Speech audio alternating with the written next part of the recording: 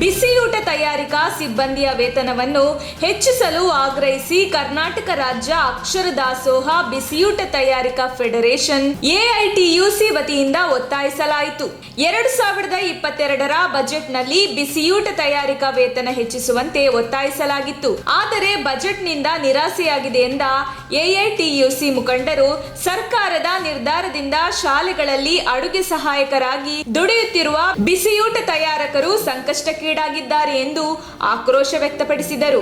ಮುಖ್ಯ ಅಡುಗೆಯವರಿಗೆ ತಿಂಗಳಿಗೆ ಕೇವಲ 2,700 ರೂಪಾಯಿ, ಸಹಾಯಕ ಅಡುಗೆಯವರಿಗೆ ತಿಂಗಳಿಗೆ 2,600 ರೂಪಾಯಿಗಳನ್ನು ನೀಡಲಾಗುತ್ತಿದೆ. ಇದರಿಂದ ಜೀವನ ನಿರ್ವಹಿಸಲು ಸಾಧ್ಯವಿಲ್ಲ ಎಂದರು.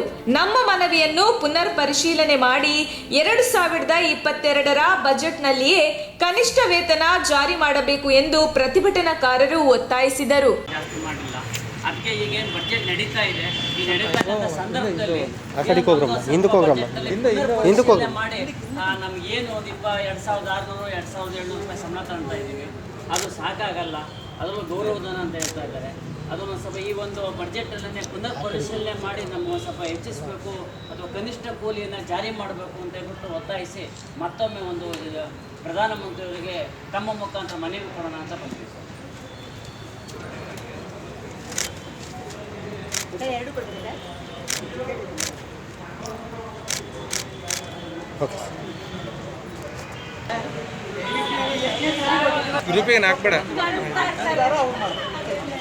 ದಯವಿಟ್ಟು ಪ್ರಧಾನಮಂತ್ರಿಗಳು ಮನಸ್ಸು ಮಾಡಿ ಈ ಬಜೆಟ್ನಲ್ಲಿ ಪುನರ್ ಪರಿಶೀಲನೆ ಮಾಡಿ ನಮಗೆ ಏನು ಒಂದು ಬಿಸಿಯೂಟ ತಯಾರು ಮಾಡ್ತಕ್ಕಂಥ ನೌಕರರಿಗೆ ಕನಿಷ್ಠ ಕೂಲಿಯನ್ನು ಜಾರಿ ಮಾಡಬೇಕು ಅಂತ ಹೇಳ್ಬಿಟ್ಟು ಇವತ್ತು ನಾವು ಒತ್ತಾಯಿಸಿ ಮಾನ್ಯ ಜಿಲ್ಲಾಧಿಕಾರಿಗಳ ಮುಖಾಂತರ ಮತ್ತೊಮ್ಮೆ ಮಾನ್ಯ ಪ್ರಧಾನಮಂತ್ರಿಯಾದ ನರೇಂದ್ರ ಮೋದಿ ಅವರಿಗೆ ಮನವಿಯನ್ನು ಸಲ್ಲಿಸ್ತಾ ಇದ್ದೀವಿ.